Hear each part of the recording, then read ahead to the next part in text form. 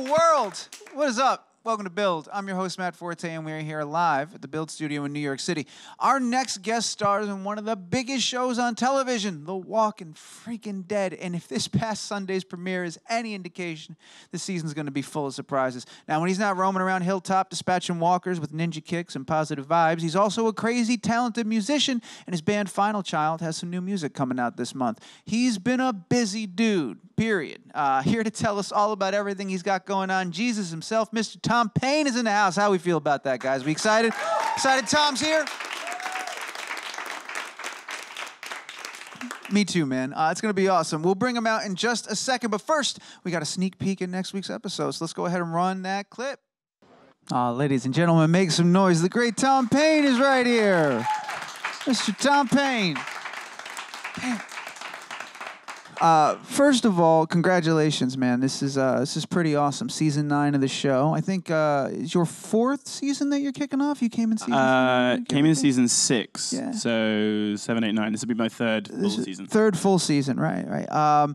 So amazing, dude. The good for you. You made it this far. Yeah, right. Right. It's so great to have you here. How great is she, by the way? Denai. Denai, awesome. Especially now she's in the Black Panther and just kicking ass all over the world. It's kind of amazing. It's so amazing. We had her here. I was fortunate enough, super lucky to talk to her for Black Panther, and just like, what a presence, dude. She is such a cool person. And she's a really accomplished playwright as well. And, yeah. You know, putting plays on in New York when she's not on The Walking Dead or Black Panther, you know. Yeah. It's so amazing how you guys find time to be awesome in all these different facets and tackle all these different creative endeavors. I'm excited to talk to you because we've got your new music coming out and all that, so it's going to be a great time. How are you doing? How's New York? How's life right now? Good. I love New York, and it makes me. I just came in, and the weather as well right now is reminding me of when I used to live in London. Yeah, we did that for you. Yeah, thank you very much. I asked for it, but actually, now I'm ready to go back to LA. Yeah, because it's hectic, man. Yeah. Like New York and London, and that's kind of one of the reasons why I moved out. And but I love it. It's nice to just come in, plug in, see everyone, and then get out again, because it's just all action all the time. It's kind of like when your friend has like a dog or a baby, so it's like you don't have to worry. You can go pop in, see the dog, see the kid, and then go back. I can give you New York back. Exactly. There you go. You could. You can hold New York now. Yeah. I've had enough. Well, New York, in and of itself, pretty crazy place, but you were just you were doing Comic-Con stuff, which is like I hosted a little party. Bit, right? Yeah. I came in at the end of it. The main gang here did the panel and everything, and I came in and hosted a party for this rum brand I'm working with, Kraken Rum, which was really fun. And we shot this really cool commercial of me playing this kind of pirate character, and it was very, very fun. Yeah. How'd you get tied up with Kraken Rum? And they come out to you and they would go, "We love your beard." Yeah, exactly. They actually told me. The creative team were like, "Oh, the hair and the beard was just worked for us." It was just really fun, and we wanted to do that, and it was a great opportunity for me to do something just a bit more wild and crazy and not Jesus, which is tough, because with the Jesus role I do have the long hair and beard, and I've kind of said to everyone that I work with, like, I don't really want to do any other acting jobs while I'm doing it, because I'll look the same, because I have to keep it, and I would rather just be Jesus on The Walking Dead and maybe do a commercial or something, but outside of that, like, I'll wait till it's over for me before I do anything else. Yeah. You this party that you were doing, I was reading, you screened the premiere episode? You on Sunday we watched the show, yeah. That's gotta be fun, man. Watching with a group of fans, seeing everybody get excited. I love seeing the reactions. Yeah, I actually watch some of the reaction videos on YouTube, because especially, because I know like what's coming up and stuff, and so I'm excited to see some of the reactions to some of the stuff that's coming, and to watch that happen live is pretty cool. Like when Gregory gets killed, everyone's like, yeah! Like, this is so funny. Yeah. Well, that's kind of crazy, man. I remember an article from when you first popped on the show a while back, and you were saying, it's intimidating coming into one of the biggest shows on TV, and you were just kind of keeping the fans and the reactions at a safe distance. You didn't know how to handle it yet, but I guess a couple of years under your belt. Well, now it's, we meet fans all the time, go to the conventions and stuff. It's really fun. But my first introduction was Madison Square Garden. It was like the biggest premiere that they'd ever had, and it was completely insane. And I was sat there with my girlfriend, just kind of, I kind of got a bit scared of the whole thing. I was like, wow, this is going to change a lot of things, and I'm going to lose my anonymity and all those kinds of things, which is all the things that if you want success in this job, then it comes to you, at some point. But to have that realization of, oh, wow, this is it. This is the turning point. And I can't go back because I'd already shot my stuff at that point. I was like, oh, wow, okay, I got it. Yeah, it's that moment where you get everything you wanted, and then you're like, wow, did I really? This is crazy. Do you remember? All right, so you had that crisis, that moment of like, oh no, what have I done? I can't go back. They have the stuff. Do you remember when you started to feel better about it? When you started to get comfortable with it, or how long that took? I actually think it was the fans. Like I said, we do these conventions, and I did my first one just after my first episodes had aired, and just coming face to face with people and talking to them about the show and how much they love it, and I think that all of us on the show do that, and it's not often that you get the opportunity to do that as an actor, as to meet the fans and just talk about the show and how it affects them and stuff, and that grounds all of us a lot. I think like we're very connected to the fans and what it means to them, and yeah, that means that we don't go off thinking we're all fancy actors who live in Hollywood and go to fancy parties. We're there in Atlanta making this show for the fans, and we love doing it. It's pretty amazing. Well, the fans, I mean, there's a lot of positive feedback, man, on this premiere. Everybody's really excited for this season. Love the direction that it looks like Angela's taking things with the time jump and all that stuff. How was that for you guys coming in? Did it feel refreshing and new on your side as well as it kind of does for the audience right now? Yeah, I think everyone was pretty happy that the war was over. Yeah. Like, it kind of went on for a long time, and I think Jeffrey's pretty happy as well because he doesn't have as many soliloquies and long speeches as he's had before. But yeah, it was definitely like, okay, that is over now, and we've moved on, and we're 18 months in the future, and just by virtue of, so the gas has run out, we're all on horses, and there's not as many bullets, so we've all got knives and spears and whatever, and like that adds a whole different vibe to the show. Yeah, and it was really cool that we went in the show Washington, and in real life we went into Atlanta and shot in the city on the horses, which hasn't happened since the first episode. So that was really, really cool to ride horses through the middle of Atlanta during the day. You did luck a little while back, so I imagine you're pretty comfortable around horses. Yeah, I'm more comfortable. But I'm more comfortable. I'm pretty good with horses now. But what I have learned is that it's not necessarily the best thing to show that you're comfortable and that you're good and that you can sit on one, because then they give you the most difficult horse. Because the person over here is knows what he's doing. Go ahead. Yeah, okay, he can deal with that one, which is fine. But filming with it's animals and children, right? And especially horses. At the end of the day, the horse is allowing you to sit on its back. Like the horse is like, yeah, okay, I'll put up with this. But it's a conversation you're having with the horse the whole time. So, and then filming is like, okay, and we want you to do this and do that and walk over here. And I'm like, okay, it's going to take a bit more time, but we'll get there. Hopefully, and we did, and we shot some great sequences with the horses. It's so funny, yeah. In the same way that like a cat allows you to pet it, horse allows you to ride it for a little bit. The other big news this season, of course, is that Andrew, this is going to be his last season. He's got a couple episodes. And I know that typically you guys will shoot a little bit and then you take a break to come do the Comic-Con stuff here in New York and then you go back, right? Is that usually how it works, or is that just unique to this year? It's normally just the weekend, and then we'll have like the Monday off, maybe, just for the travel day. But yeah, we have a hiatus in August. Okay. After episode 8, before episode 9. Okay, so I was going to say, how many have you guys shot so far? Like, we're on like episode 12, 13 right now. Oh, wow. 13, yeah. I don't know if this constitutes a spoiler, because I've heard the number publicized, like how many episodes Andrew has, and if you can't tell me, that's fine, but have you filmed, like, have you completed with Andrew? Are you, like, you done with him personally? Yeah. Like, just you. You don't have to say the show, but, like, you finished with Andrew. Yeah. What was that like? Because I know you guys go back a little bit. Was that weird for you? Like, a little bit of... It was great, actually. It's a weird thing about the show because, yeah, obviously Andy is the lead guy and has set up the whole thing and has been there from the beginning, first shot and all that kind of stuff. But people leave the show all the time. Like it's a show about loss. And Andy just happens to be the patriarch of the show. Yeah. But I think what a lot of people connect with on the show is that loss and moving forward from that loss, because we all do it in our own lives. And we're all going to lose our patriarchs and our matriarchs. It's like this is what happens to all of us.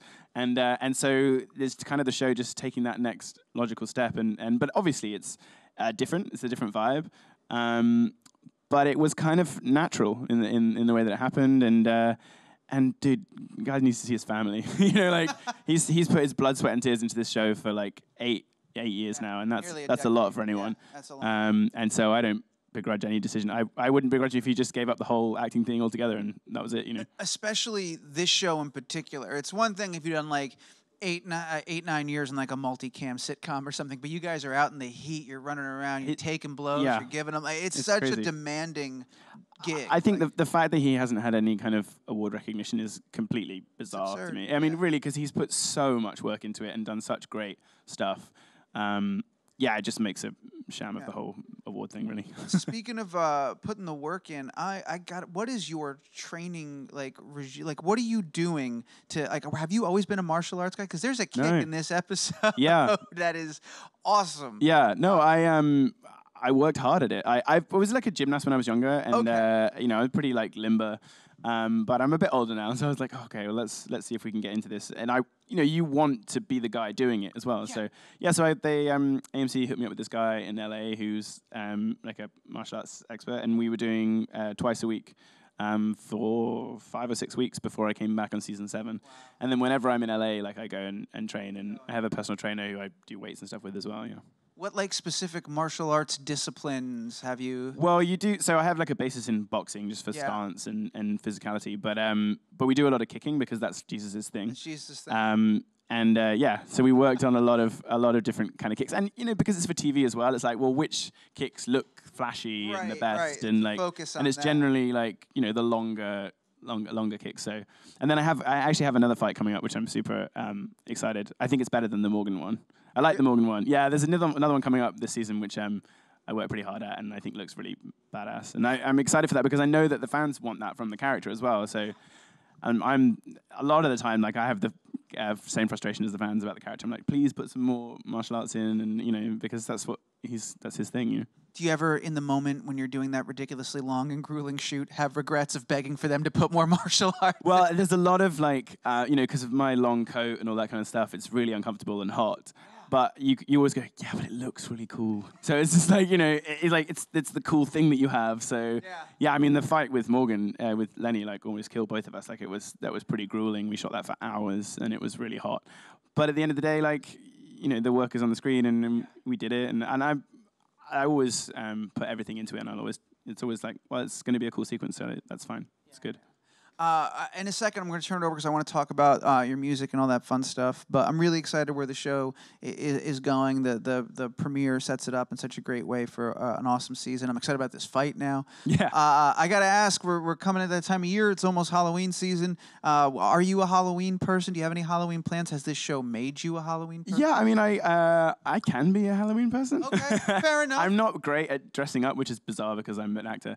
But like, I'm not great at like, I'm gonna go the full way and do the thing. It's not your thing. Yeah. No, but in America it's such a big deal. Huge deal. If you don't get into it, then we judge you. Yeah, exactly. Everyone's doing it right now because you just said that you're. No, well, but I've been a few times, and I went last year to the Halloween Horror Nights that they do at Universal Studios. Oh, those are amazing. They're really fun, and there they do like an amazing job, like with the makeup and everything. It's really cool. So yeah, no, I've done that a few years, and I mean. And on the show, like everyone comes into work dressed up, and there's a Halloween dress-up competition that happens. Is there really? Yeah. It's the craziest thing you've seen at the Halloween dress-up competition. Oh, well, I think they won. It was the art department did Thundercats, and it was really good. Amazing. They were really good, yeah. That's got to be so cool to see them like flex those muscles in a way that isn't a decaying body for one day out of the year. It's like, oh, cool, Thundercats. Yeah. Where's that crossover episode? All right, let's real quick. We got a great quick little video with a preview of a song that's coming out soon. I want to take a look at that. We'll run that real quick, and then we'll jump into it. So let's go ahead and do that.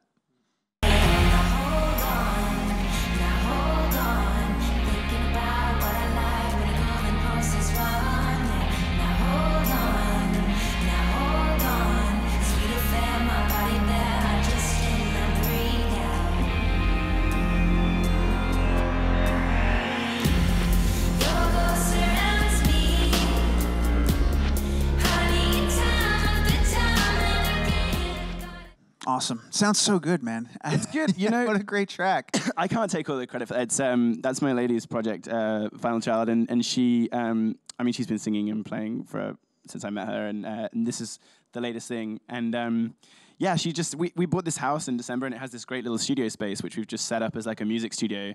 And it's great. Like we have a bunch of guitars and everything, and people can just come around. And so she was like, hey, do you want to come on this song? It's like, yeah, okay, but it's, because I'm an actor, but like, there's something about singing. Like I can sing, I have a decent voice, but like I freeze up a bit because it's very naked when it's you like singing up there. It's like really, I don't know, it's really you. Yeah. So I'm singing some on that track. I sing that I'm just about to come in on that bit, but I sing bit more than backup vocals. It's kind of it's not a duet, but like I come in and sing on that, and it's been really fun for me. And we're going to play a gig in Atlanta at the Drunken Unicorn on October the 25th. That's coming up. That hasn't happened. Yeah, we do. There's the Walker Stalker convention that happens in Atlanta, and we just thought it would be a good time to play a show and have some fans along and have a good time. And I'm sure I'll be really nervous, but I think it'll be fun. Yeah, well, I want to dive into all of that really quick. So let's unpack some of the other stuff, because you're right. When it comes time to sing, especially in a studio environment like that, you're very vulnerable in that moment. Yeah, but you have to be. That's the whole idea. It's all part of it, right? So was it for you as an actor, part of your job is being vulnerable, being that exposed nerve and being able to like excavate and all that stuff? Was this uncharted vulnerable territory? Was this a new kind of vulnerable for you? Yeah, it's a weird thing because there is always... It is always you when you're acting, but you are kind of behind the character. It's funny. I have a conversation with Jen about it, and she's like, "Well, I find it bizarre that you don't laugh every time you're like being really serious in a scene." Like she's like, "I find that hilarious that you. How do you do that?" Yeah. So it's a different discipline. But it's fun, like it's creative in a different way. But I have discovered that I'm not very good in the studio at concentrating. Like she sits at the computer and like is in all of the tracks, and I just don't have the attention span. She gets really annoyed at me, and so then I have to leave. But it's weird because then I can do a scene over and over again. So I don't know. It's a completely different discipline, which I used to think like, oh yeah, I could do that, but I can't. Like, and how did it all start, man? Was she working on some music, and one day was just like, I want to hear you on this? Did you approach her? Yeah. How did the collaboration begin? No, it's all her. It's all her. I help with the name, which I'm proud of. You'll take that. I help with the name. I'm pretty good at like that kind of thinking, but no, it was because she knows that I sing, and I think our voices actually sound quite well together. And yeah, she just wanted me to contribute, and it's so cool that we can do that together. Yeah, for sure. No, that's an amazing thing to be able to do together. So you've got this live show coming up, the Drunken Unicorn. Have you guys? Obviously, you've done some rehearsals and stuff. Are you excited about taking it out of the studio, bringing it to the stage, definitely. playing it live? That's a part of it that I can kind of get involved in a bit more as well. Is like, I enjoy looking at, so we'll have this stage set up and this light, and we've got some T-shirts made and all that kind of stuff. It's going to be really fun. Yeah, we've got T-shirts and we've got pins and yeah, and we're taking a band out. It's going to be a fun trip, but yeah. That's really fun, man. And has that been challenging, sort of navigating around your Walking Dead schedule to find time to do this and all that? Or? Yeah, but you always find time because I've been pretty much Walking Dead for the last 3 years. Yeah. So it's nice to have something else to concentrate on, and like even when I did the commercial, like we only shot that for a day in Mexico, but it was just nice to go and do something else, So yeah, it's nice to be creative in a different way. For sure. And you can keep the beard and the hair for this. Exactly. Yeah, there we go. What's the 26th? That was at the end of that video. Is that that's the day that's when that song officially drops? Yeah, because yeah. I had the private link. And when's your gig? You said coming up at the Drunken Unicorn. When is that? 25th. Friday, the 25th of October. So 25th, the track's on the 26th. Yeah. And then, Walking Dead's on Sundays. I've got, I got a couple of questions in the audience. We're going to take those real quick before we wrap things up. So some microphones out there. Let's start right here in the front. Hi, Tom. Hi. So after the first episode of the new season, knowing how Jesus doesn't want to kill anyone, how do you think he would have managed the situation with Gregory? Oh, well, that's an interesting one. Well, Jesus is like the good angel on Maggie's shoulder, right? And he's like her counsel, and like he will always try and talk everything through with her, but at the end of the day, respects the fact that she has been voted in as the leader, and it's his job to support her in her decisions, and if she feels that that's the best way to govern, then that he has to go with that. It was tough. Someone asked me about if Jesus had been fooled by Gregory, because in that episode, Gregory makes that speech at the funeral, and Jesus is like, "Oh, that was really beautiful." And I think he kind of did fool Jesus a little bit. Like I think Jesus so wants him to just not be an ass the whole time and like sort it out and just be a member of the community. And I think he wants it so much that when when Gregory gave that speech, he was like, "Oh, this is it. He's turned a corner." And then, unfortunately, he didn't at all and did like probably the worst thing that he could have done. So I don't think Jesus would have made that call himself, but he'll go with Maggie and her decision, yeah. Thank you for that. Next question looks like it's right here. Hi. I just have a question about, like, you've been working on The Walking Dead for so long, and this season with Andrew leaving, what would you say would be the biggest difference would be filming with having this patriarch figure, and then kind of in the second half you're going to be more equally spread out? Yeah, I think the focus changes, you know. But we have all these other, big lead characters who've been on for a long time, but it can't help but change the dynamic of the show, and for the characters as much as anything, on screen and off screen. But like I said before, every time someone leaves, it's a sense of loss, and the dynamic always changes. So after Glenn and Abraham died, I remember going back to the Hilltop set for the first time and filming a sequence there, and remembering, it was so weird, and just remembering where Stephen and Michael were stood the last time I was there, and there are ghosts all around the set, like everyone's leaving all the time. But then you have to move on, and it's the same with Andy, but Andy's ghost is absolutely everywhere, off screen and on screen, and he lives on through the show and always will.